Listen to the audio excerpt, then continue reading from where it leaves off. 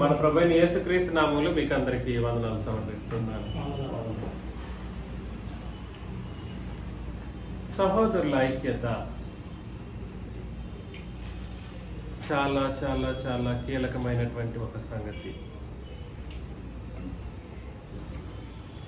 సహోదరులు ఐక్యంగా బ్రతకటానికి తండ్రైన దేవుని చేత కొన్ని వేల సంవత్సరాలకు ముందు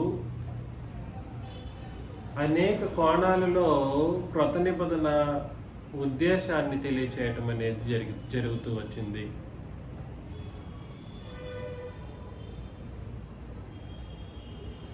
క్రొత్త నిబంధన సంగతులను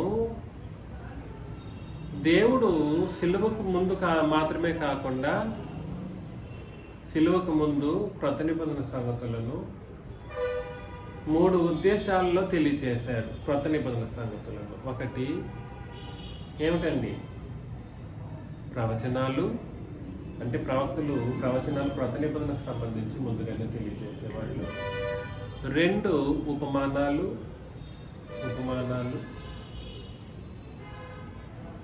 3 మర్మములు.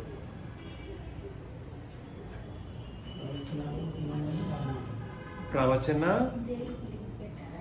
ఉపమాన, మర్మములు. వాస్తవానికి ప్రవచనాలు ఉపమానాలు కూడా సరే మర్మముగా చేసే ఒక బోధనా పద్ధతి, కానీ కొన్ని మర్మాలు కూడా ఉన్నాయి. ఆ మర్మాలని అలాగే పెట్టుకున్నాడు కొన్ని సందర్భాల్లో తండ్రి దేవుడు అందరికీ తెలియచేయకుండా. అపోస్తలుల ద్వారా సిలువ తర్వాతనే బయలుపెట్టడం కొరకు ఆ మర్మాలను అపోస్తలుల ద్వారా బయలుపరిచిన సంగతులను మనం చదువుతాం.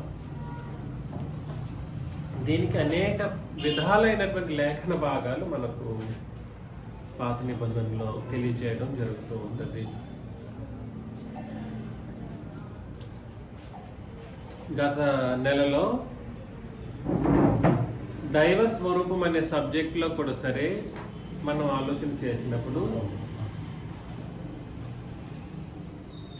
ఆదికాండం 1వ అధ్యాయం 26వ వచనంలో చెప్పబడిన మనం అన్నటువంటి వాళ్ళు ఒక వ్యక్తిని ఉద్దేశించినట్లుగా, ఒక తండ్రినే ఉద్దేశించినట్లుగా కాకుండా తండ్రి, కుమారుడు, పరిశుద్ధాత్ముడు ముగ్గురి యొక్క సమ్మేళనంతో సృష్టించబడే మానవ జాతి గురించి, వాళ్ళెవరు, అందుకే వినాలన్నది. ఇక్కడ కూర్చొని అట్లెట్లా ఇంకా సెటిల్ అవ్వకపోతే ఎట్లా? వాళ్ళెవరు? ఇప్పుడు ఏం మాటలు చెప్పాను?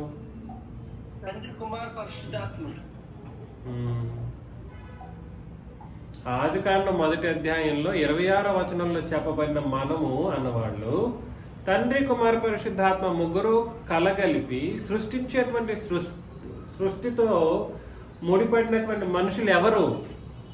అది నా ప్రశ్న. మరలా రిపీట్ చేస్తున్నా రెండవసారి. ఎవరు వాళ్ళు? సంఘముల వాళ్ళు.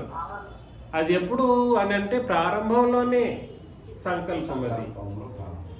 అది ప్రవచన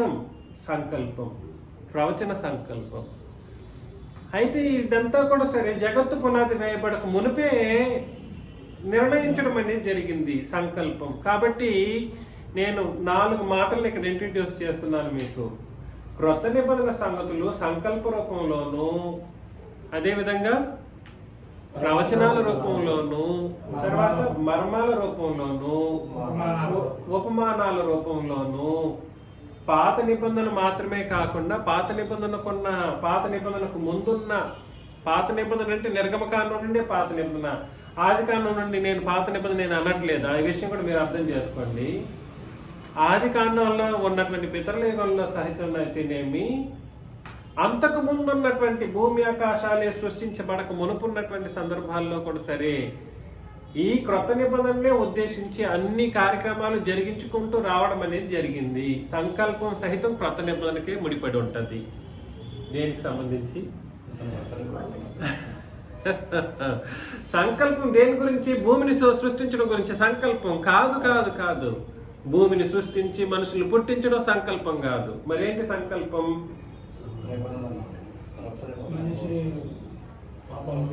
మరేమిటి సంకల్పం? ఏమిటనంటే మనం అనేక సందర్భాల్లో ఆలోచన చేస్తాం. మానవులు క్రీస్తు నందు సృష్టించబడాలి.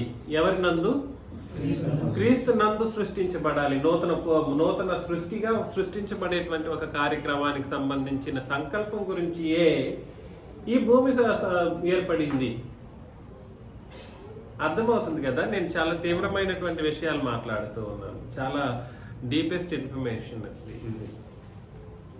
అయితే నేను చెప్పడానికి ప్రయత్నం చేస్తున్నది ఏమిటంటే, సహోదరుల ఐక్యత అన్నటువంటి ఒక కాన్సెప్ట్ కూడా సరే, ఇది పాత నిబంధనలో మనం ఆ పదజాలాలు చదివినప్పటికీ అది క్రొత్త నిబంధన యొక్క ప్రవచన రూపంగా ఉపయోగించబడింది. అది ప్రవచనంగా మనం గుర్తించవలసినటువంటి బాధ్యతలు మనకు ఉన్నాయి అన్నటువంటి సత్యాన్ని మనం గుర్తించాలి. కాబట్టి కీర్తనల గ్రంథం 133వ అధ్యాయంలో, కీర్తనల గ్రంథం 133 1 నుండి 3 వచనాలను చదివినప్పుడు చదవచ్చు. ఆన్లైన్లో ఉండేవాళ్ళు చదవచ్చు, డిస్టర్బెన్స్ లేకుండా. నిద్రపోకూడదు, అందుకే 2 సార్లు రిపీట్ చేశాను. 133వ అధ్యాయం మొదటి 3 వచనాలు, అంటే మా 3 వచనాలే అధ్యాయం మొత్తం. నేను చిన్నప్పుడు ఇది చిన్న అధ్యాయం కాబట్టి ఒక అధ్యాయమే నేను నేర్చుకున్నాను అని చెప్పేసి చెబితే, ఏ అధ్యాయం అంటే ఈ అధ్యాయం 3 వచనాలు కాబట్టి నాకు ఒక అధ్యాయమే తెలుసు అనే ఒక ఇది ఉండేదన్నమాట. కీర్తనల గ్రంథం 133 1, 2, 3 వచనాలు చదివినప్పుడు ఎవరు చదవరా? రాజు గారు, ఈశ్వర్ గారు, భరత్ గారు ఏమయ్యారు? సహోదరుల ఐక్యత, విజయ్ కుమార్ గారు. ఎంత మనోహరము. ఏంటండి? సహోదరుల ఐక్యత కలిగి నివసించుట ఎంత మేలు, ఎంత మేలు, ఎంత మనోహరము, ఎంత మనోహరము. అది తల మీద పోయబడి అహరోను గడ్డము మీదుగా కారి అతని అంగీల అంచు వరకు దిగజారిన పరిమళ తైలం వలె సియోను కొండల మీదకి దిగవచ్చు హోర్మోను మంచు వలె ఉండును. ఆశీర్వాదమును శాశ్వత, హోర్మోన్ కాదు, హెర్మోను మంచి వలె నుండును. హెర్మోన్ మంచి వలె ఉండును. ఆశీర్వాదమును శాశ్వత జీవమును అచ్చట ఉండవాలని యెహోవా సెలవిచ్చి ఉన్నాడు. ఎంత అద్భుతమైనటువంటి సంగతులు. కాబట్టి సహోదరులు, ఏమైంది ప్రసాద్ గారికి? సహోదరులు ఐక్యత కలిగి నివసించట ఎంత మేలు, ఎంత మనోహరము. ఎంత మేలు, ఎంత మనోహరం, ఎంత మేలు, ఎంత మనోహరం అని అంటే ఇక్కడ ప్రాధేయపడుతూ దావీదు తెలియజేయట్లేదు. సహోదరులు కలిసి ఉండడం అనే ఉద్దేశాన్ని ఇక్కడ ప్రాధేయపడుతూ కలిసి ఉండాలి, అది కలిసి ఉంటే చాలా మేలు మనకు, అదేవిధంగా కలిసి ఉంటే చాలా మనోహరంగా ఉంటాం అన్నట్లు కాదు అక్కడ చెప్పింది. ఇది ప్రవచనం. ఇదేమిటి? ఇది ప్రవచనం. ఇక్కడ సహోదరులు అనబడినటువంటి వాళ్ళు ఎవరు అనే ఆలోచన మనం చేసినప్పుడు, ఇది దావీదు సందర్భంలో ఉన్నటువంటి వాళ్ళు ఎవరినో సహోదరులు అన్నట్లుగా దావీదు చెప్పట్లేదు. మరలా చెప్తున్నాను, దావీదు కాలంలో దావీదు సమకాలికులైనటువంటి వాళ్ళతో వాళ్ళని సహోదరులు అని పిలుచుకుంటూ మనం కలిసి ఉందాం, మన ఐకమత్యంగా ఉందామని పిలుపును ఉద్దేశించినటువంటి మాట కాదు. ఈ వచనాన్ని చూపెట్టి నేడు క్రీస్తు సంఘాలని చెప్పుకునే వాళ్ళందరూ ఐకమత్యంగా ఉండాలి. అలా బోధించిన వాడి దగ్గరనే ఐక్యత అనేది మనం చూడలేం. ఎవడైతే ఈ బోధలు చేస్తాడో ఐక్యంగా ఉండాలని చెప్పినోడు అతనే ఉండలేడు ఐక్యంగా. ముందు వాళ్ళ సంఘాల్లోనే ఉండలేరు. అలాగా క్రొత్త నిబంధన సంగతులను తీసుకెళ్లిన పక్షాన మనం చూసినప్పుడు ఐక్యంగా కలిసి ఆలోచన చేసే పరిస్థితిలో ఉండట్లేదు, ఐక్యతే లేదు. తిరిగి ఐక్యత గురించి బోధలు. కాబట్టి సహోదరులు అనే వాళ్ళు ఇక్కడ ఎవరు, ఆ సహోదరులు ఎవరు, వాళ్ళు కలిసి ఉండే కార్యక్రమం ఏమిటి, తద్వారా కలిగే మేలేమిటో మనం నేడు ఆలోచన చేయబోతాం. సహోదరుల ఐక్యత కలిగి నివసించుట ఎంత మేలు, ఎంత మనోహరం. ఎంత మేలు అనంటే అది తల మీద పోయబడి అహరోను గడ్డమ మీదుగా కారి అతని అంగీల అంచు వరకు దిగజారిన పరిమళ తైలము వలె నుండును. వలె నుండును అంటే అది దేనికి సంబంధించిన మాట? కరెక్ట్గా చెప్పారు శేషు గారు. ఎస్, ఏమిటి అలంకారిక భాష ఏమిటి? ఉపమానం. ఉపమానం పర్లేదు, తమ్ముడు బాగా తెలుగు గ్రామర్ కూడా నేర్చుకున్నాడు తమిళనాడులో ఉండుకొని. అలంకార భాష వలే ఉండును అని అన్నప్పుడు ఇక్కడ పోల్చడం జరిగింది. అది అది అని అంటే సహోదరుల ఐక్యత. అది ఈక్వల్ టు ఏమిటి? సహోదరుల ఐక్యత.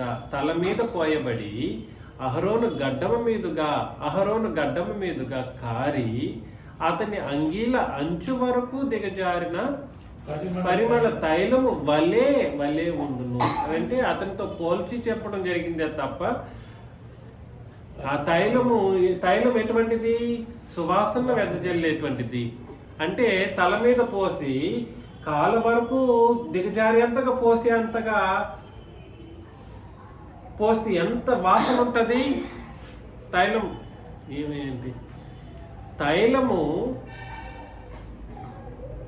తల మీద తైలం అని అంటే ఇదేదో నూనె కాదు. పరిమళ తైలం అని అంటే సుగంధ ద్రవ్యం అని అర్థం అన్నమాట. సెంట్ ఇక్కడ పోస్తే అది ఎక్కడి వరకు జారిపోయేటట్లకు పోయాలంట? కాళ్ళ వరకు అంగి అంచు వరకు. వాళ్ళకి అంగి ఎంత వరకు ఉంటుంది అంటే కాళ్ళ వరకు ఉంటుంది. అంతవరకు పోస్తే ఎంత అసలు తల కొంచెం అట్లా తగులుకుంటేనే సువాసన వెదజల్లుతూ ఉండేటువంటి పరిస్థితుల్లో అంగి అంచు వరకు తల మీద పోసి అంగి అంచు అంత వరకు వెళ్ళిపోతే ఇంకెంత సువాసనగా ఉంటది అని అన్నాడు. అది తల మీద పోయబడి అహరోను గడ్డము మీదుగా కారి అతని అంగీల అంచు వరకు దిగజారిన పరిమళ తైలము వలే ఉండును అంటే ఇది ఒక ఉపమానము. ఇది కూడా ఏమిటేది? ముందు మొదటి వచనమేమో ప్రవచనం, రెండవ వచనమేమో ఉపమానం, మూడవ వచనం సియోను కొండల మీదికి దిగివచ్చు హెర్మోను మంచు వలె ఉండును. ఎలాగా? సియోను కొండల మీదికి, కొండలు అని అన్నాడు. అది మీరు అండర్లైన్ చేసుకోవాలి. మరలా చాలా మంది సియోను కొండ అన్నట్లుగానే మాట్లాడుతూ ఉంటారు. ఇక్కడ కొండలు అని అన్నాడు.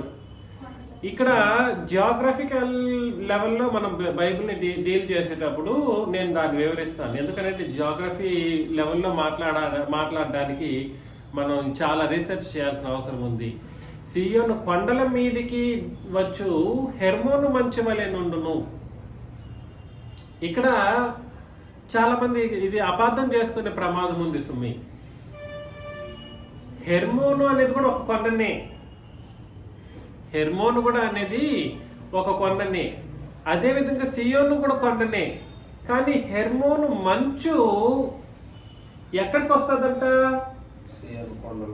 సియోను కొండల మీదకి వస్తాయి. హెర్మోను మంచు అంటే అర్థం ఏమిటనంటే హెర్మోను అనేటువంటి మాట పరిశుద్ధమైనది అని అర్థం. హెర్మోను ఈజ్ ఈక్వల్ టు పరిశుద్ధమైనది, తెల్లటిది అని అర్థం అన్నమాట. తెల్లటిది. ఆ కాలంలో తెల్లటిది అని చెప్పడానికి హెర్మోన్ మంచును పోల్చేవాళ్ళు. వలే ఉండునంటే ఇది కూడా ఏమిటి? ఉపమానమే.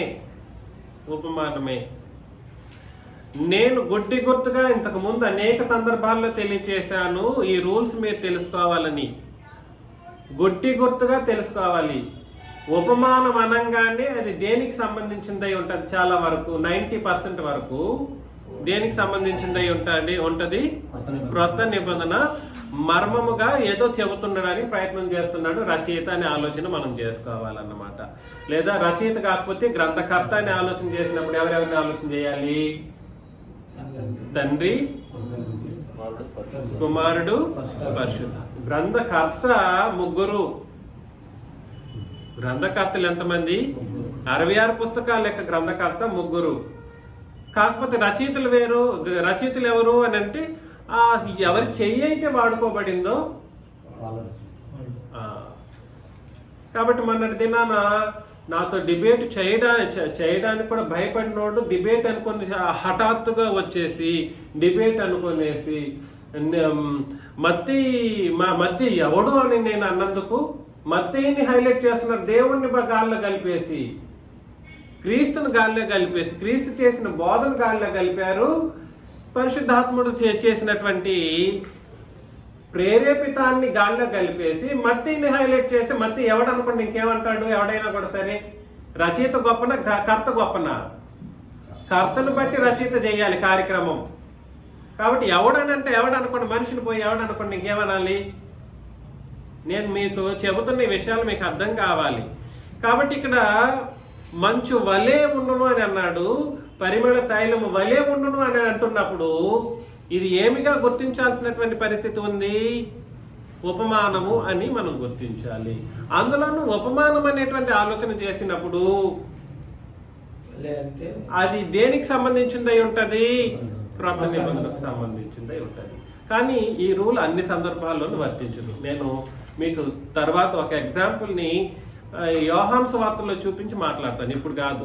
ఉపమానాలని ఒక పెద్ద సబ్జెక్టు, అది హోమిలెటిక్ సబ్జెక్ట్ క్రింద వస్తుంది. అంటే ప్రసంగాన్ని ఎలా చేయాలనేటువంటి ఒక హోమిలెటిక్ సబ్జెక్ట్స్ క్రింద వస్తాయి. హోమిలెటిక్ సబ్జెక్ట్స్ నేను రాస్తేనే ఇప్పుడు ప్రపంచానికి బయటపడతాయి. అది కూడా ఎవరికి ఏది తెలియదు. అసలు ప్రసంగ శాస్త్రం అంటే ఏమిటో తెలియనోడు ప్రసంగ శాస్త్రం గురించి బోధలు చేస్తూ ఉంటాడు.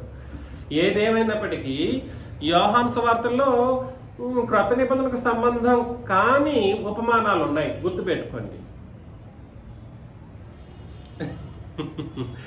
యోహాను సువార్తల్లో క్రొత్త నిబంధన కాని ఉపమానాలు కూడా ఉన్నాయి. దాన్ని పరిపక్వంగా మనం అర్థం చేసుకోవాల్సినటువంటి పరిస్థితి ఉంది. ఒకడు నీటి మూలముగాను ఆత్మ మూలముగాను జన్మించితేనే గాని దేవుని రాజ్యంలో ప్రవేశించి, నేను ఎలా వెళ్ళాలి, నేను ఎలా పుట్టాలి అని తిరిగి నికోదేము అడిగేటువంటి ఒక సందర్భం. ఏ ఉపమానం మనం ఫ్యూచర్లో ఆలోచన చేస్తాం.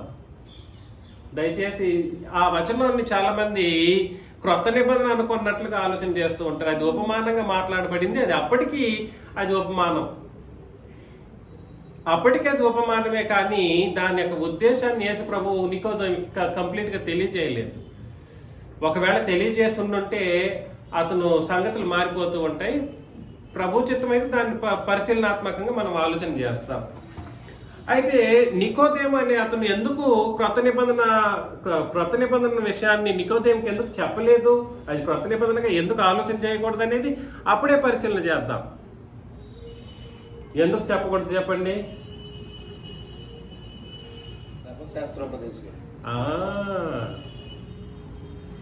ఇంకో ఆన్సర్ చెప్పండి. కరెక్ట్ అయిన ఆన్సర్ చెప్పాలి, ఇంకా కరెక్ట్ అయిన ఆన్సర్ రావాలి. కాదు ఏంటండి?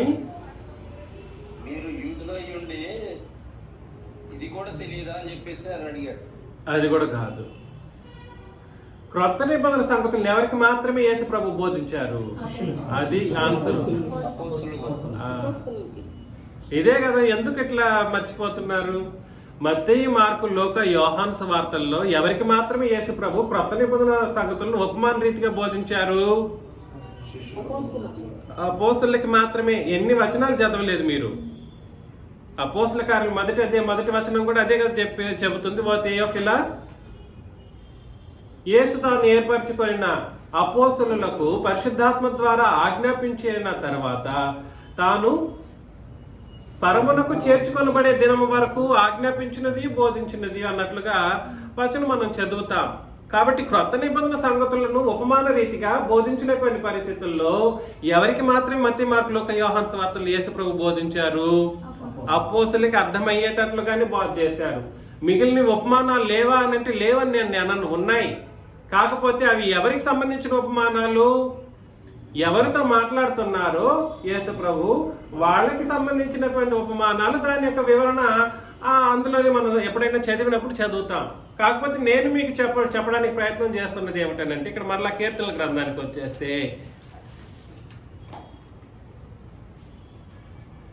నేను చెబుతూ పోతూ ఉండటం, మీరు మర్చిపోతూ ఉండటం ఎంత కష్టం.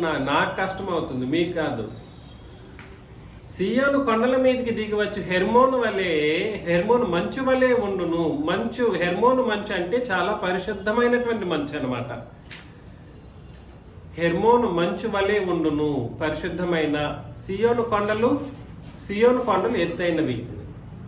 సియోను కొండలు సముద్ర మట్టానికి దాదాపు 3,000 ఫీట్ ఎత్తైనది. గుర్తుపెట్టుకోండి, చాలా హైట్ అవి. అది కూడా కొండలు అని అన్నాడు కానీ కొండ అని అక్కడ చెప్పట్లేదు. అది ఎందుకు చెప్పాడో మనం ఎప్పుడైనా ఫ్యూచర్లో పరిశీలన చేస్తాం. ఎందుకంటే జాగ్రఫీ, నేను ఇప్పుడు బిబ్లికల్ జాగ్రఫీ నేను మాట్లాడట్లేదు. చాలా సబ్జెక్ట్స్ ఉన్నాయి మాట్లాడడానికి. ఆశీర్వాదమును శాశ్వత జీవమును అచ్చట ఉండవలెనని యెహోవా సెలవిచ్చి ఉన్నాడు. ఏంటంటండి? ఆశీర్వాదమును శాశ్వత జీవమును. శాశ్వత జీవము ఇస్ ఈక్వల్ టు ఏమిటండి? నిత్య జీవం. శాశ్వత జీవం ఇస్ ఈక్వల్ టు ఏమిటి? నిత్య జీవము. ఎక్కడైతే సహోదరులు ఐక్యత కలిగి ఉంటారో ఆ ఐక్యత అనేది పరలోకానికి మార్గంగా ఉంటుందనే విషయాన్ని ఇక్కడ మాట్లాడడం జరుగుతుంది. అంటే సంఘములోని ఇది సాధ్యమయ్యే ఒక విషయం గురించి మాట్లాడడం జరుగుతూ ఉంది. నిత్య జీవానికి వెళ్ళడానికి మార్గం ఏమిటి అని అంటే సంఘము. అది సంఘంలో ఎలా ఉండాలి? మనుషులు పరిశుద్ధులు. హెర్మోను మంచి వల్లే పరిశుద్ధతను కలిగి ఉండాలి. ఎలాగా? హెర్మోను మంచి వల్లే పరిశుద్ధతను కలిగి ఉండాలి. ఎత్తైన సియోను కొండ, నేను ఇంతకుముందు సీనాయికి సియోనికి వ్యత్యాసం చూపించాను. రెండు వేరు. సీనాయి వేరు, సియోను వేరు. సీనాయి అనేది భౌతిక సంబంధమైనటువంటి ధర్మశాస్త్ర లేదా పాత నిబంధన సంబంధమైనటువంటి కొండ అయితే, సియోను కొండ ఇస్ ఈక్వల్ టు ఏమిటి? సంఘం. సియోను కొండ అనేది దేనికి సంబంధించిన మాట? సంఘానికి సంబంధించిన మాట. కాబట్టి ఈ అధ్యాయము, కీర్తనల గ్రంథం 133వ అధ్యాయము దేని యొక్క ప్రవచనాత్మకంగా ఉందన్న సంగతి మనం గుర్తించాలి. దేని యొక్క ఉపమానంగా ఉందని గుర్తించాలి. క్రొత్త నిబంధన యొక్క సహోదరులు కలిగి ఉండవలసినటువంటి ఐక్యతకు ఉపమానంగా ఉందన్నటువంటి విషయాన్ని, ఐక్యత ఉంటేనే, ఐక్యంగా సహోదరులు కలిసి ఉంటేనే ఏం జరుగుతుందనే ఉద్దేశాన్ని ఇక్కడ మాట్లాడుతున్నాడు. ఒకటి, వీళ్ళు పరిమళ తైలం వలె ఉంటారంట. ఎలా? మనం అందరం కమ్ముకుంటూ వెళ్ళిపోతున్నాం లోకాన్ని మన తైలంతో.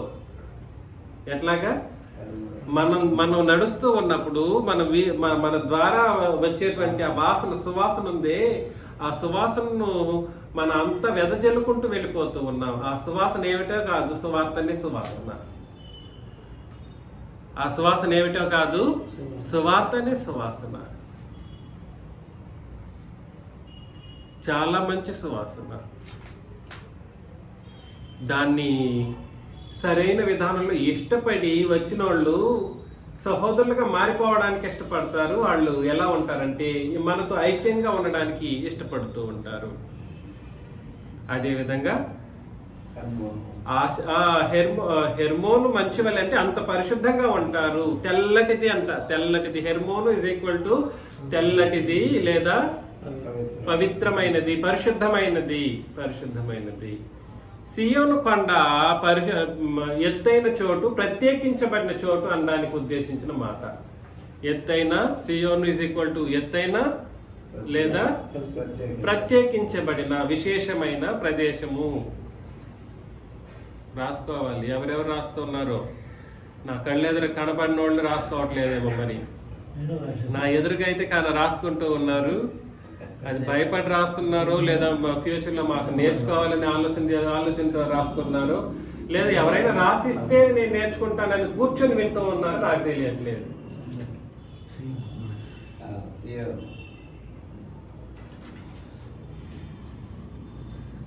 మంచు వల్లే ఉండును, ఆశీర్వాదమును శాశ్వత జీవమును అచ్చట ఉండవలెనని యెహోవా సెలవిచ్చి ఉన్నాడు. ఏమేమి ఉంటాయి అక్కడ? ఆశీర్వాదము, శాశ్వత జీవం. ఇది ఎటువంటి ఆశీర్వాదం? ఎటువంటి ఆశీర్వాదం? ఆత్మ సంబంధమైన ఆశీర్వాదాలు. ఎవరికైనా గుర్తున్నాయి ఆత్మ సంబంధమైన ఆశీర్వాదాలు? ఒక 3 చెప్పండి. సుబ్బలమ్మ గారు చెప్పారు, చెప్పండి. ఇప్పుడు చెప్పారు ఏంటిది? అది ఒక ఆశీర్వాదం. తర్వాత వచనాలు అడిగితే ఇంక చెప్పలేరు. క్రొత్త నిబంధన ఆశీర్వాదాలు చెప్పండి సార్. ఏంటి మర్చిపోతున్నారు? పాపక్షమాపణ ఒకటి, తర్వాత మన పరలోక రాజ్యం ఒకటి,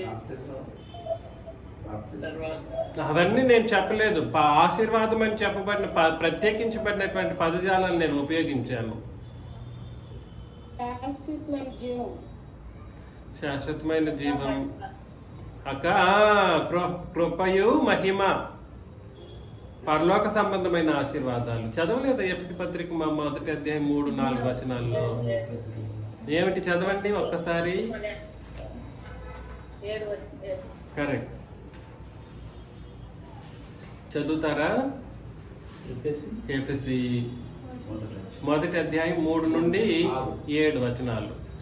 6 కూడా చదువు. మన ప్రభువైన యేసుక్రీస్తు యొక్క తండ్రి యొక్క దేవుడు స్తుతింపబడును గాక.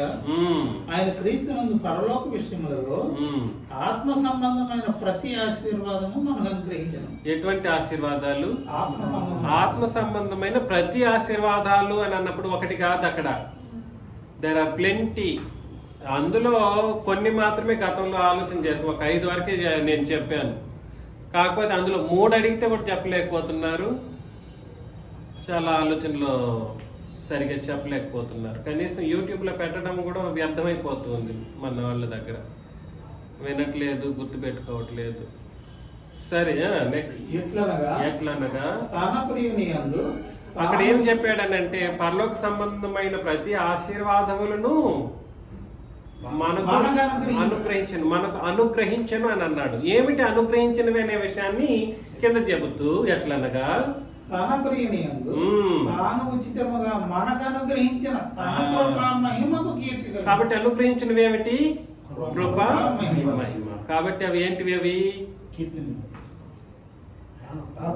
పరలోక సంబంధమైన ఆత్మ సంబంధమైన ఆశీర్వాదాలు. కృప మహిమ అనేటువంటివి ఆత్మ సంబంధమైన ఆశీర్వాదాలు. అది ఎక్కడ దొరుకుతాయంట? క్రీస్తునందు, తన ప్రియుని యందు అనే మాట అక్కడ ఉపయోగించడం జరిగింది. దాని అర్థం సంఘమునందు. కాబట్టి ఇక్కడ ఆశీర్వాదమును, శాశ్వత జీవమును అచ్చట ఉండవలెనని అద్భుతమైనటువంటి సంగతి. పరలోకము ఇవ్వడం అనేటువంటి ఒక ఉపమానము లేదా ఒక ప్రవచనం అనేది కీర్తనల గ్రంథంలో చెప్పబడిన సహోదరులు అనబడిన వాళ్ళు ఎవరనే ఒక విషయాన్ని తెలియజేస్తున్నాడు అని అంటే అక్కడ ఆ సందర్భంలో ఉన్నటువంటి సమకాలికలతో దావీదు చెబుతున్న సందర్భం గురించి కాదు మాట్లాడుతున్నది. మరి ఏమిటది చెబుతున్న విషయం? ఒకవేళ అక్కడ దావీదే కూడా నేను మీ అందరితో కలిసి ఉండాలి, ఐక్యంగా ఉండాలని చెప్పుకొని ఉంటే దావీదు ఏం పొందుకొని ఉండాలి? పరలోకానికి వెళ్ళిపోయి ఉండాలి. కానీ మనం అపోస్తుల కార్యగ్రంథం 2వ అధ్యాయంలో చదువుతూ ఉన్నప్పుడు దావీదు పరలోకంలోకి ఎక్కిపోలేదని అన్నాడు. అంటే పోలేదని దాని అర్థం. అంటే శాశ్వత జీవాన్ని పొందుకున్నాడనా దాని అర్థం? ఇంకా పొందుకోలేదు, పొందుకుంటాడు. దాని కారణం వేరు. ఇక్కడ సహోదరుల ఐక్యత గురించి మాట్లాడడం జరుగుతుంది. కాబట్టి సహోదరులు ఐక్యంగా ఉంటేనే ఈ ఆశీర్వాదం దొరుకుతాయి. ఏ ఆశీర్వాదాలు? ఆత్మ సంబంధమైన ప్రతి ఆశీర్వాదాలు వాళ్ళకు దొరుకుతాయి. రెండు శాశ్వతమైనటువంటి జీవము. ఈ రెండింటినీ కలిపి ఏమన్నాడనంటే మేలు అని అన్నాడు. ఏ మేలు? సహోదరులు ఐక్యత కలిగి నివసించుట ఎంత మేలు. ఎంత మేలు అని అంటే ఏదో మేలు జరిగిపోతుంది అనేది కాదు. ఎంత మేలు ఈజ్ ఈక్వల్ టు ఏమిటి? ఎంత మేలు ఈజ్ ఈక్వల్ టు ఆశీర్వాదములు. ఎంత మనోహరం అని అంటే శాశ్వత జీవము. ఏమన్నా అర్థమవుతుందా? ఇదంటే రాయాల బోర్డు మీద.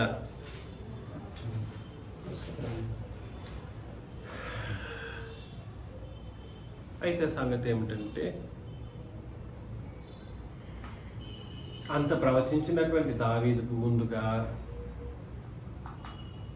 చాలామంది ప్రవక్తలు ఉన్నారు, చాలామంది చాలా సంగతులు కలిగి ఉండడానికైన ప్రయత్నాలు చేశారు.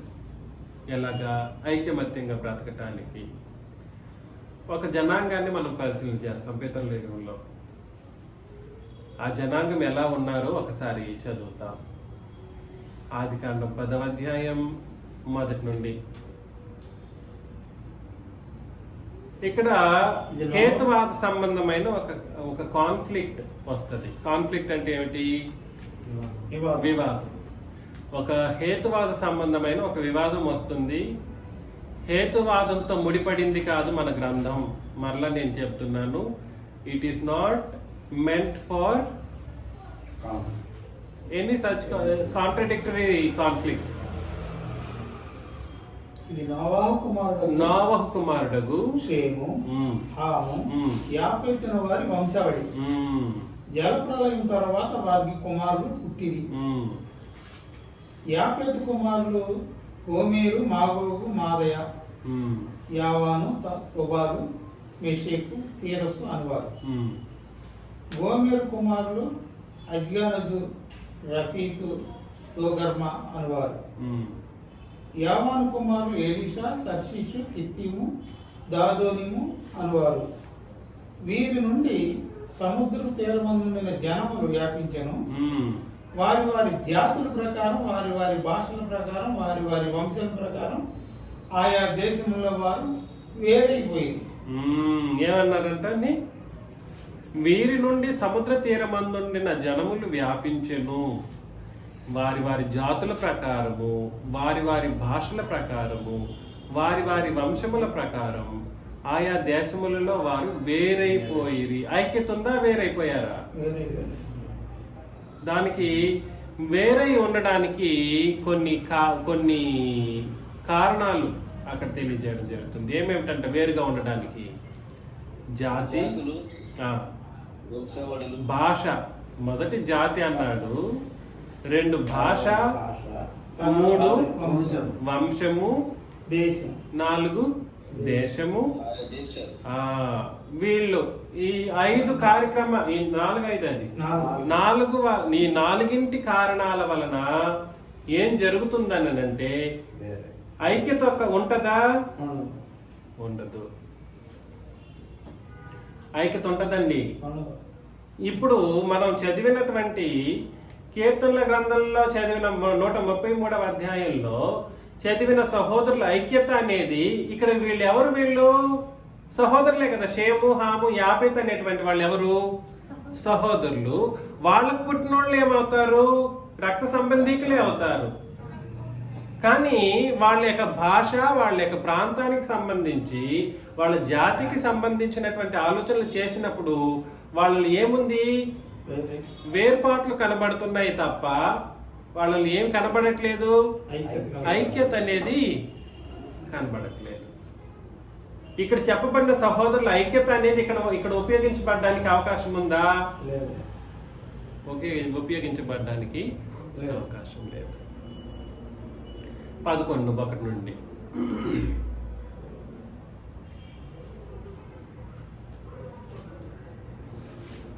భూమి అంతటా ఒక్క భాషయు ఒక్క పలుకును ఉండెను. ఇక్కడ మరొక మాట చెప్తున్నాడు. ఏంటిది?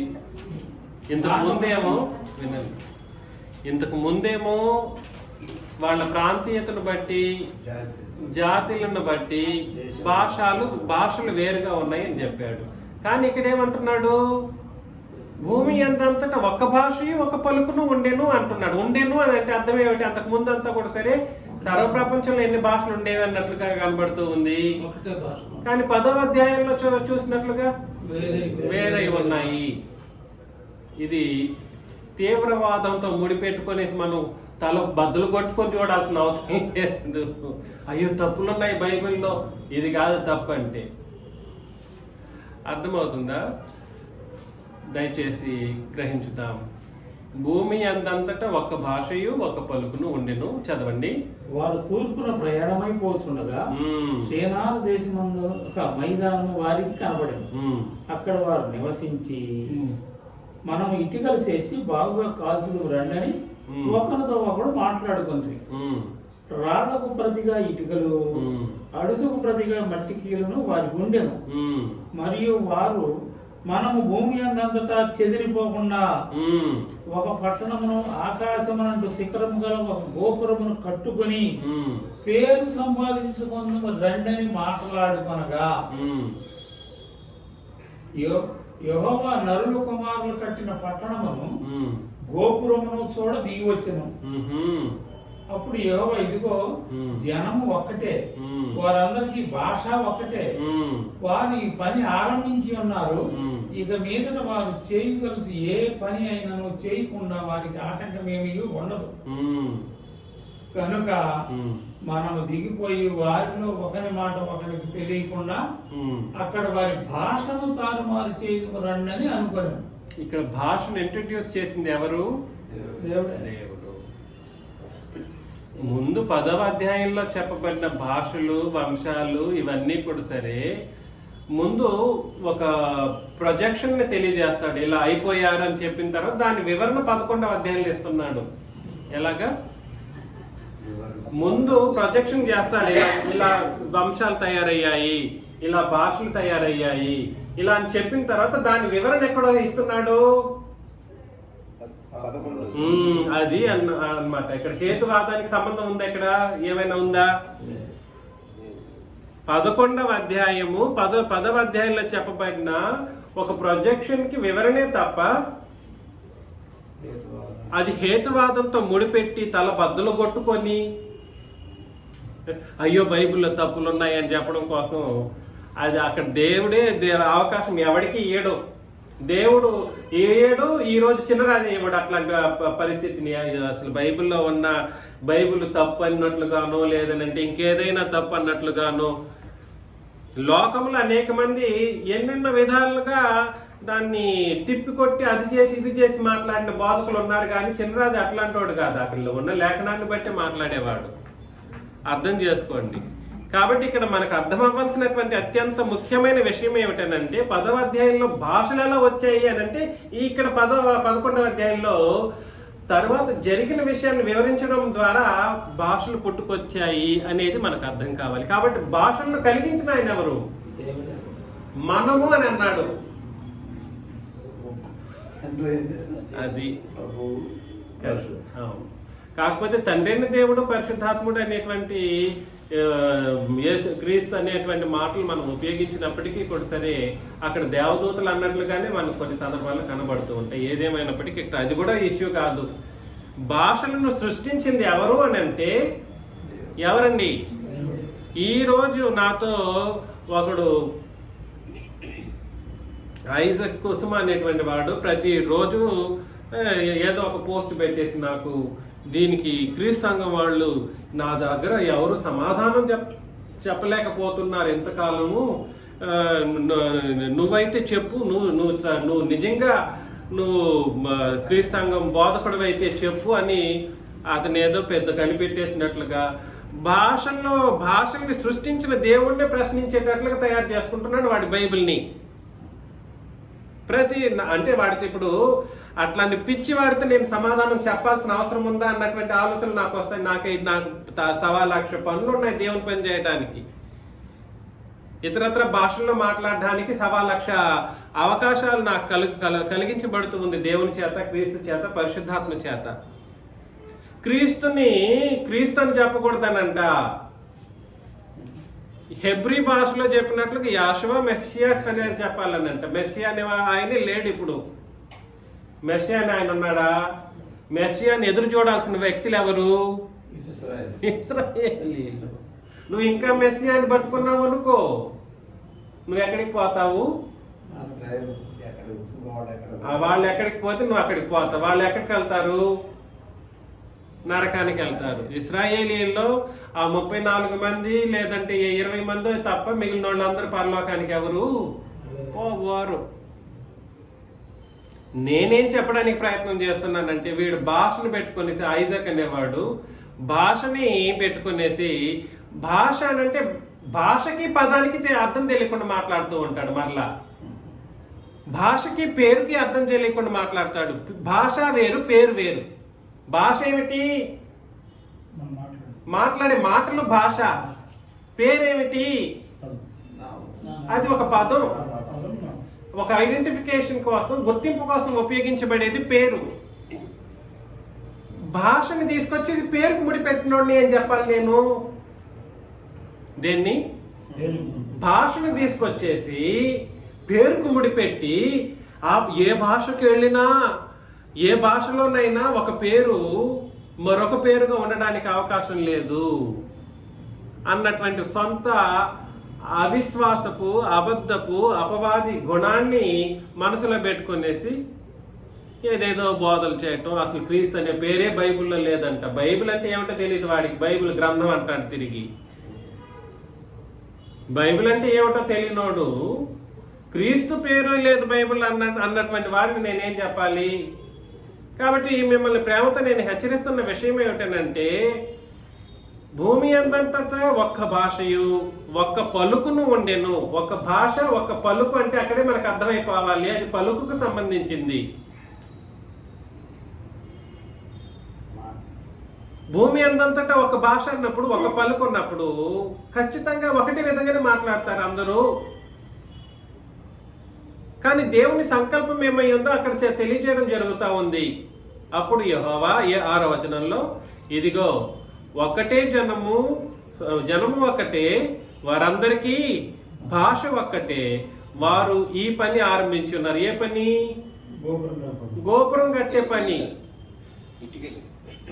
గోపురం కట్టే పనిలో నిమగ్నులై ఉన్నారు. ఇక మీదట వారు చేయదలిసి ఏ పని అయినను చేయకుండా వారికి ఆటంకమేమీ ఉండదు. గనుక ఏం చేయాలి? వాళ్ళని మనము దిగిపోయి వారిలో ఒకని మాట ఒకరికి తెలియకుండా అక్కడ వారి భాషను తారుమారు చేయడం రండని అనుకోని. నువ్వు అంటే అర్థం ఏమిటి? దేవుడు కలిసి ఉండాలనే ఉద్దేశాన్ని ఇక్కడ తెలియజేస్తా ఉన్నాడా? విడిపోవాలి. ఉద్దేశం సరైనదైతే కలిసి ఉండాలని చెప్పేవాడేమో, కానీ ఉద్దేశం ఏమిటి? అది ఆకాశాన్ని అంటేంతగా గోపురం కట్టేసేయాలనే ఉద్దేశం. గొప్ప పేరు వాళ్ళకి సంపాదించుకోవాలనేటువంటి ఆలోచన విధానం. అంటే దేవుణ్ణి మహిమపరిచే కోణంలో వాళ్ళు ఏనాడు ఆలోచన చేయలేదు. వాళ్ళ మహిమలు వెతుకుతూ వాళ్ళ యొక్క గొప్పల కోసం వాళ్ళు ఏం చేశారంటే ఆకాశాన్ని అంటే అంత ఒక కట్టడం కొరకు ప్లాన్ చేశారు. గోపురాన్ని కట్టడం కొరకు ప్లాన్ చేశారు. 8వ వచనంలో, అలాగే యెహోవా అక్కడ నుండి భూమి అందంతటా వాటిని చెదరగొట్టాను. చూసారా? ఇప్పుడు చూసారా? చెదరగొట్టింది ఎవరు? దేవుడే చెదరగొట్టేశాడు. దేవుడే చెదరగొట్టేశాడు. ఇప్పుడు నేను మీకు అర్థం చేయడానికి ప్రయత్నం చేస్తున్న విషయం ఏమిటంటే, ఇక్కడ వీళ్ళందరూ ఎవరో కాదు, నోవహు కుటుంబీకుల నుండి బయలుపడిన వాళ్ళే. వీళ్ళందరూ సహోదరులుగానే ఉండాల్సిన అవసరం ఉంది. కానీ వీళ్ళ యొక్క ఆలోచన విధానాలను బట్టి దేవుడు ఏం చేయాల్సిన అవసరం వచ్చింది? వాళ్ళని చెదరగొట్టాల్సిన అవసరం వచ్చింది. చెదరగొట్టడానికి 4 ఫ్యాక్టర్స్ ని దేవుడు ఉపయోగించుకున్నాడు. ఏమిటంటే అవి భాష, ప్రాంతము, జాతి, దేశం. భాష, జాతి, వంశము, దేశం. జాతి, వంశం రెండు ఒకటే కాదు, ఏదో ఒకటి. వంశము, భాష, దేశము, జాతి. కాబట్టి ఈ నాలుగింటిని బట్టి మనుషుల్లో ఏమొస్తుంది? వేర్పాటు వస్తుంది. అంతే తప్ప ఇందులో కలిసేటువంటి పరిస్థితులు ఉంటాయా? కలిసేటువంటి పరిస్థితులు ఉండవు. భాషను బట్టి ఈరోజు ఈ ఐజాక్ అనేవాడు కూడా భాషను బట్టి ఏం చేయడానికి ప్రయత్నం చేస్తున్నాడు? సహోదరుల ఐక్యతను పాడు చేయడానికి ప్రయత్నం చేస్తూ ఉన్నాడు. ఎందుకనంటే ఒకటే భాషలో ఇప్పుడు పేరు ఒకటే భాష ప్రకారం మాట్లాడితే సరిపోతుందా? ఎట్లాగా? పేరు ఒకటే ఉండాలంట, భాష ప్రకారం ఉండాలంట. పేరు ఒకటే ఉంటే అయిపోతుందా? మరి భాష ఏమైపోవాలి? దీన్ని ఏమంటారంటే పిచ్చి పీక్ స్టేజ్ లో ఉండే ఒక స్థితి అంటారన్నమాట. దాన్ని ఏమంటారు? పిచ్చి పీక్ స్టేజ్ లో ఉన్నోళ్ళు అలాగుంటారన్నమాట. ఇలాంటి పిచ్చి వాళ్ళని చాలా మంది ఏం చేస్తుంటారంటే వేల మంది వెంబడిస్తూ ఉంటారు. తిరిగి వాళ్ళకి ఒక తలకాయ మీద ఆ యూదులు లాంటి యూదులో లేదా ముసుగు లాంటిది ఒకటి పెట్టుకోవడము అవసరమా అదంతా? అందులోనూ నాతో ఛాలెంజ్ చేసుకుంటూ మాట్లాడడం అంటే కుదిరే పైన తిరిగి రారా డైరెక్ట్ గా మాట్లాడదామంటే రాడే. డైరెక్ట్ గా నన్నే రమ్మన్నా, నేను ఒక్కడనే రమ్మన్నా నేను వస్తాను, నీతో డిబేట్ చేస్తాను, మాట్లాడతానంటే రాడు. అంత భయం ఉన్నాడు. ఎందుకు మెసేజ్ల మీద పెట్టి రాళ్ళేసి దూరంగా నుండి రాయేసి పారిపోవడం ఎందుకు? అంత దరిద్రులు, అంతటి జ్ఞానం లేని వాళ్ళు. కాబట్టి నేనేం చెప్పడానికి ప్రయత్నం చేస్తున్నానంటే భాషను బట్టి ఊగలాడేవాడు ఏం చేయడానికి ప్రయత్నం చేస్తున్నాడు? కాబట్టి సహోదరుల ఐక్యత అనేటువంటి ఒక మాట ఉందే, ఇది దేన్ని సూచిస్తూ ఉందనంటే సంఘమును, సంఘం యొక్క ఉద్దేశాన్ని, సంఘములో కలిగి ఉండవలసినటువంటి పరిశుద్ధతతో పాటు సంఘం యొక్క ప్రత్యేక విలువలను సూచించడం కొరకు కీర్తనల గ్రంథంలో తెలియజేయబడినటువంటి సంగతిగా మనం అర్థం చేసుకోవాలి. అది పితరుల యుగంలో సాధ్యమయ్యిందా? అక్కడ చెప్పబడినటువంటి సహోదరుల దగ్గర అది నెరవేర్చబడిందా అనంటే నెరవేర్చబడలేదు. కాబట్టి 3 కాలాలలోనూ మనం పరిస్థితులను, సందర్భాలను పరిశీలన చేస్తూ వస్తూ ఉన్నప్పుడు ఆ కాలాలను బట్టి, ఆ సందర్భాలను బట్టి మనం ఆలోచన చేస్తే 66 పుస్తకాలలో సహోదరుల ఐక్యత అనేటువంటిది సాధ్యపడిందా? 66 పుస్తకాలలో ఉన్నటువంటి 3 యుగాలలో బ్రతికినటువంటి 3 రకాలైనటువంటి ప్రజలలో 3 యుగాల్లో ఉన్నటువంటి 4 రకాలైన ప్రజలు, ఇంకా చెప్పాలంటే టు బి ప్రిసైజ్ అన్ని జనులు ఉన్నారు కదా. అసలు ఇశ్రాయేలీల్లోనే ఐక్యత ఉండేదని అంటే ఇశ్రాయేలీల్లోనే ఐక్యత ఏం లేదు. ఐక్యత ఉండకూడదు అనేది కూడా దేవుని ఆజ్ఞనేనంట. ఎట్లాగా? ఇశ్రాయేలీలలోనే ఐక్యత ఉండకూడదు అన్నది దేవుని యొక్క మహాజ్ఞగా ఇశ్రాయేలీలకు ఇవ్వబడినటువంటి సందర్భాన్ని ఆదికాండం 49లో మొదటి నుండి చదువుతాం. ఆదికాండం 49వ అధ్యాయం మొదటి నుండి. నేను చదివితే మీరు చదవకూడదు, మీరు చదివితే నేను చదవను. యాకోబు తన కుమారులను పిలిపించి ఇట్లనెను, మీరు కూడి రండి, అంత్యదినములలో మీకు సంభవింపు సంగతులను మీకు తెలియజేసేదా. యాకోబు కుమారులారా అంటే ఎవరు అని దాని అర్థం? ఇశ్రాయేలు ప్రజలారా అని అర్థం. కూడి వచ్చి ఆలకించుడి, నీ తండ్రి అయిన ఇశ్రాయేలు మాట వినుడి. రూబేను, నీవు నా పెద్ద కుమారుడు, నా శక్తియు నా బలము యొక్క ప్రథమ ఫలము, ఔన్నత్యాతిశయమును బలాతిశయమును నీవే. నేల వలె చంచలుడవై నీవు అతిశయము పొందవు. నీ తండ్రి మంచం మీదకి ఎక్కితివి, దానిని అపవిత్రము చేసితివి. అతడు నా మంచం మీదకి ఎక్కాను. షిమియోను, లేవి అను వారు సహోదరులు, వారి ఖడ్గములు బలం. అండర్లైన్ చేసుకోవాలి. 5వ వచనం, షిమ్యోను, లేవి అనువారు సహోదరులు, వారి ఖడ్గములు బలాత్కారపు ఆయుధములు. నేను చదవడం ప్రారంభించేసి ఆపేసేయండి. వారి ఖడ్గములు బలాత్కారపు ఆయుధములు. నా ప్రాణమా, వారి ఆలోచనలు చేరవద్దు. నా ఘనమా, వారి సంఘముతో కలిసి కొనవద్దు. వారు కోపము వచ్చి మనుషులను చంపిరి, తమ స్వేచ్ఛ చేత ఎద్దుల గుదిగాలి నరములను తెగగొట్టిరి అని అన్నాడు. అంటే అర్థమేమిటి?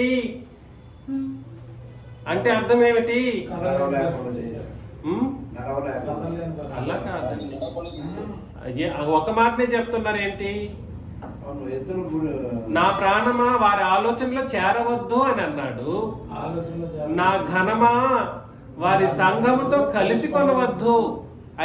ఐక్యత గురించి మాట్లాడుతున్నాడు. సందర్భానికి రండి. ఇక్కడ సబ్జెక్ట్ ఏమిటి? సహోదరుల యొక్క ఐక్యత. సబ్జెక్ట్ ఏమిటి? సహోదరుల యొక్క ఐక్యత. అందుకనే నేను మరొకసారి చదువుతున్నాను. 5వ వచనంలో షిమ్యోను లేవి అని వారు అది అది ఇక్కడ గుర్తు పెట్టుకోవాల్సింది. నేను ఎప్పుడైనా ఒక సబ్జెక్ట్ డీల్ చేస్తున్నానంటే దానికి 100కు 1000% ఉన్నటువంటి వచనాలను కరెక్ట్ గా చూపించి నేను బాధ చేస్తాను. అందుకని నా ఇప్పటికైనా నా ఆలోచనలకు మీరు మ్యాచ్కి రండి. పగ్గం పెట్టి లేపిన లేవలేని స్థితిలో ఉంటే కష్టం అవుతుంది. పగ్గం అంటే తెలుసు కదా. దయచేసి షిమ్యోను లేవి అని వారు ఎవరండి? సహోదరులు. కానీ వారి ఖడ్గములు బలాత్కారపు ఆయుధములు. ఆ తర్వాత నా ప్రాణమా వారి ఆలోచనలో చేరవద్దు, నా ఘనమా వారి సంఘములో కలుసుకొనవద్దు. కోపము వచ్చి మనుషులను ఏం చేస్తా ఉంటారు? ఇక్కడ ఐక్యత అనేది వస్తుందా? ఇక్కడ సహోదరులు ఐక్యతగా ఉండమని చెప్పడం జరుగుతా ఉందా? లేదు. కనీసం కన్నవాడే ఏం చెప్తున్నాడు?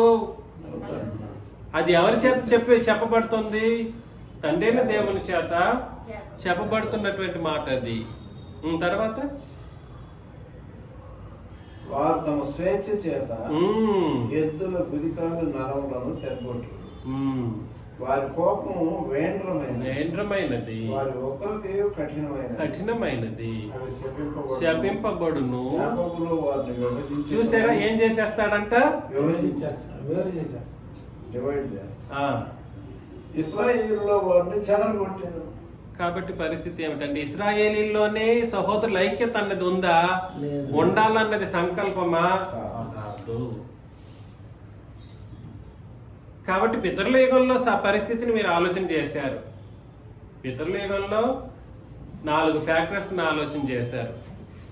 ఐక్యత అనేది కుదిరిందా? కుదరలేదు. ధర్మశాస్త్ర యుగంలో ఇశ్రాయేలీలు కలిసి ఉండడం దేవుని యొక్క సంకల్పమా? కాదు. సహోదరుల ఐక్యత అంటే ఎట్లా? అది ఎక్కడికి వెళ్ళిపోవాలి? అది ఎక్కడికి వెళ్ళాలి? క్రొత్త నిబంధనకు రావాలి. సహోదరుల ఐక్యతని పాత నిబంధనలు బోధ చేసి సహోదరుల ఐక్యతని ఏ పాత నిబంధనలో ఏ సామెతల గ్రంథంలోనో ఏ ఒక పదాన్ని చదివేసి నువ్వు ఐక్యంగా బ్రతుకు అని అంటే చీమల దగ్గరికి వెళ్ళు, అవి ఎలాగో ఐక్యంగా బ్రతుకుతాయో అంటే చీమలకున్న బుద్ధి కూడా నీకు లేదని దాని అర్థం. అలా కాదు, స్వామిని ఓకే, చీమలకున్న బుద్ధి కూడా నీకు లేదా? అంత హీనమైన వాడిగా. అక్కడేదో సందర్భాన్ని బట్టి మాట్లాడాడు. అవి కలిసి పని చేస్తాయి, అవి ఐకమత్యంగా పనిచేస్తాయి, అవి యాక్టివ్గా ఉంటాయి అనేటువంటి ఉద్దేశంతో ఏదో చెప్పాడు. కానీ దాన్ని మనం ఇప్పుడు రోల్ మోడల్గా పెట్టుకోవటానికి లేదు. సర్వ సృష్టి కంటే కూడా సరే ఇప్పుడున్నటువంటి కొత్త నిబంధన సంఘంలో ఉన్న వాళ్ళ యొక్క శ్రేష్టత్వం మహా గొప్పది. నేను అదే అంటున్నాను. ఈ శ్రేష్టత్వం కనీసం పాత నిబంధనలో ఉన్న గొప్ప వాళ్ళ కంటే కూడా శ్రేష్టమైనటువంటి మనుషులు. అబ్రహాము కంటే గొప్పవాళ్ళు, బాప్తిస్మం ఇచ్చి యోహాను కంటే గొప్పవాళ్ళు క్రొత్త నిబంధనలో వాళ్ళు. అది కూడా సంఘంలో అల్పుడు అనబడిన వాళ్ళు బాప్తిస్మం కంటే గొప్పవాడిగానే ఉంటాడంట. బాప్తిస్మం ఇచ్చి యోహాను కంటే. తిరిగి నువ్వు పోయేది ఎక్కడికి పోతావు? ఏ హీనమైన వాళ్ళ దగ్గరకు వెళతా ఉంటావు. నిబంధన విభజన అర్థమైతేనే కదా ఇవన్నీ అర్థమవుతాయి. ఈ గొప్పతనం, నిబంధన యొక్క గొప్పతనం, క్రీస్తు యొక్క రక్తం యొక్క అమూల్యత అర్థమైతేనే కదా ఈ సంగతులు అర్థమవుతాయి. నేను నిబంధనలు కలపకూడదురా బాబుల్లారా, రక్తం అపవిత్రం అయిపోతుందని చెప్పినా అర్థం చేసుకోలేకపోతున్నారు. డైరెక్ట్గా యేసు ప్రభు యొక్క రక్తాన్ని జంతు రక్తంతో కలపకూడదని చెప్పినా అర్థం చేసుకోవటానికి మొండికేస్తా ఉన్నారు. ఎన్ని రూపాలలో ఈ బోధనలు తీసుకొచ్చి చెప్పినా అర్థమయ్యే ప్రయత్నం నేను చేస్తున్నప్పుడు ఇప్పుడైనా అర్థం చేసుకుంటారయ్యేమో నేను చూడాలి. మరి నెక్స్ట్ వచనం చదవండి. యోధా మొదటి సెషన్ క్లోజ్ అవుతుంది. ఇంకా 2 minutes లో క్లోజ్ చేస్తాం, తర్వాత వెళ్ళిపోతాం. యోధా యోధా గురించి చెప్పడం జరుగుతుంది. నీ సహోదరులు నిన్ను స్తుతించెదరు. నీ చెయ్యి నీ శత్రువుల మెడ మీద ఉండును. నీ తండ్రి కుమారులు నీ ఎదుట సాగిలపడుదురు. యోధా కొతమ సింహము, నా కుమారుడా, నీవు పట్టిన దాన్ని తిరిగి వచ్చింది. సింహం వలను గర్జించు, ఆడు సింహం వలను అతని కాళ్ళు ముడుసుకొని పండుకొనేను. అతన్ని లేపువాడెవడు? షిలోహు వచ్చు వరకు యోధాయత్తు నుండి దండము తొలగదు. యోధాయత్తు నుండి దండము తొలగదు. అతని కాళ్ళ మధ్య నుండి రాజదండము తొలగదు. ప్రజలు అతనికి విధేయులయ్యుందురు. ఇది కూడా ఏంటంట, ఎక్కడికి వస్తుంది? ఏంటండి అంటే షిలోహు వచ్చే వరకు అనే మాట మనకు అర్థమైపోవాలి. షిలోహు వచ్చే వరకు అంటే యేసుక్రీస్తు యొక్క రాకడ అనే ఉద్దేశాన్ని తెలియజేయడం జరుగుతుంది. ఇది యేసుక్రీస్తు యొక్క రాకడ అంటే ఏ యేసుక్రీస్తు యొక్క రాకడా? శిలువ వేయబడిన క్రీస్తు యొక్క రాకడ, ఆయన ఆత్మ సంబంధమైన రాకడ. క్రీస్తు యొక్క 2 రాకడలు ఉన్నాయి. క్రీస్తు రాకడ గురించి నేను మరలా వివరిస్తాను, చాలా పెద్ద సబ్జెక్ట్ అది కూడా. రాకడని మొదటి రాకడ, రెండవ రాకడని కొంతమంది అంటూ ఉంటారు. ఆ మొదటి రాకడలు ఏం జరిగింది, రెండవసారి ప్రత్యక్ష మగున అనేటువంటి మాట ఉపయోగించబడినప్పుడు, అందుకోసమే నేను ఈ సబ్జెక్ట్ ని కొంచెం దాచిపెట్టాను. అది కూడా రాసి పెట్టుకో. నెక్స్ట్ క్రీస్తు యొక్క రాకడ గురించిన సంగతులు. క్రీస్తు యొక్క 2 రాకడలు, మొదటి శతాబ్ద కాలంలో ఒక రాకడ జరిగింది, ఆయన పుట్టుకప్పుడు ఒక రాకడ జరిగింది. ఆయన శరీర సంబంధమైన రాకడ ఒకటైతే, ఆయన ఆత్మ సంబంధమైన రాకడ మరొకటి ఉంది. దీన్ని నేను మరలా వివరిస్తాను. షిలోహు వచ్చే వరకు యోధా నుండి దండము. దండం అంటే ఏంటి? అధికారమే. మామూలు భాషలో ఏమిటి దండం అంటే ఏమిటి అంటారు అమ్మా? శిక్ష, గుర్తు. దండం అంటే శిక్ష.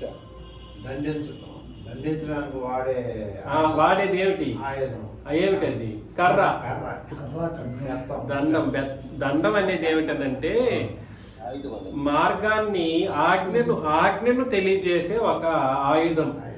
ఆజ్ఞను తెలియజేసే ఒక ఆయుధాన్ని ఏమంటారంటే దండము అని అంటారన్నమాట. రాజదండము, అతని కాళ్ళ మధ్య నుండి రాజదండము అంటే అప్పటి వరకు ఏముంటది యోధాకి?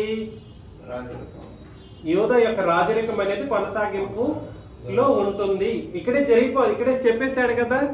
క్రొత్త నిబంధన ప్రవచనం గురించి కూడా ఇక్కడ ఇంక్లూడ్ చేస్తూ ఉన్నాడు. షిలోహు వచ్చే వరకు యోధా యొద్ద నుండి దండము తొలగదు, అతని కాళ్ళ మధ్య నుండి రాజదండము తొలగదు. ప్రజలు అతనికి విధేయులయ్యుందురు.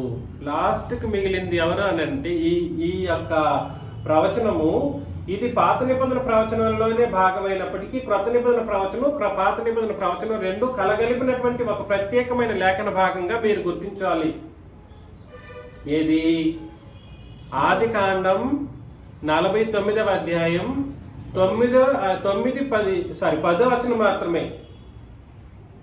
49:10 క్రొత్త మరియు పాత నిబంధనలతో సంబంధించిన ప్రవచనం. షిలోహు వచ్చే వరకు అంటే క్రీస్తు యొక్క ఆత్మ సంబంధమైన మొదటి రాకడ. యేసుక్రీస్తు మొదటి రాకడ అనేది ఆత్మ సంబంధమైన రాకడ గురించి. యేసు ప్రభు ఆత్మరూపిగా అనేక సందర్భాల్లో కనబడ్డారు. మరలా చెప్తున్నాను, యేసుక్రీస్తు ఆత్మ సంబంధంగా అనేక సందర్భాల్లో కనబడ్డారు. ఆదికాండంలో కనబడ్డారు, అన్నిట్లోనూ చాలా సందర్భాల్లో యేసు ప్రభు కనబడినట్లుగా ప్రవక్తలు తెలియజేశారు. మనం ఇంతకుముందు 1 పేతురు పత్రికలో 1వ అధ్యాయం 10లో కూడా చదివేశాం. వచనాలు మీరు మర్చిపోతుంటారు, నేను మర్చిపోను. 1వ అధ్యాయం 10లో ఏం చెప్తాడు? ఆయన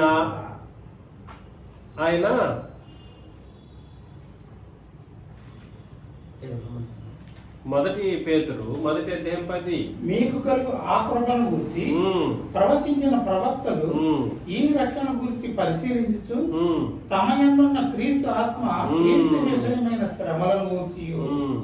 తమ యందున్న క్రీస్తు ఆత్మ క్రీస్తు విషయమైన శ్రమలను గూర్చి ఆ వాటి తర్వాత కలవు మహిమను గూర్చి మ్మ్. ముందుగా సాక్ష్యం ఇచ్చినప్పుడు కాబట్టి యేసు ప్రభు ఆత్మరూపిగా అనేక సందర్భాల్లో కనబడుతూ వచ్చారు.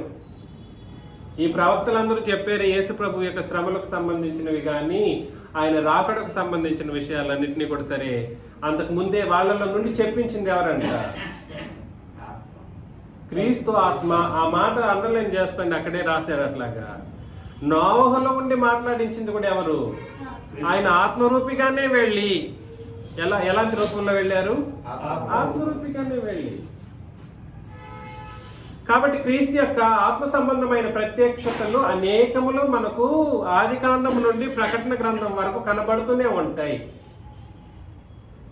ఊగలాడేదంతా క్రిస్మస్ గురించి ఊగలాడతారు మనుషులు. ఊగలాడతారు, లేకపోతే ఆయన నరుడే అని ఊగలాడుతూ ఉంటారు.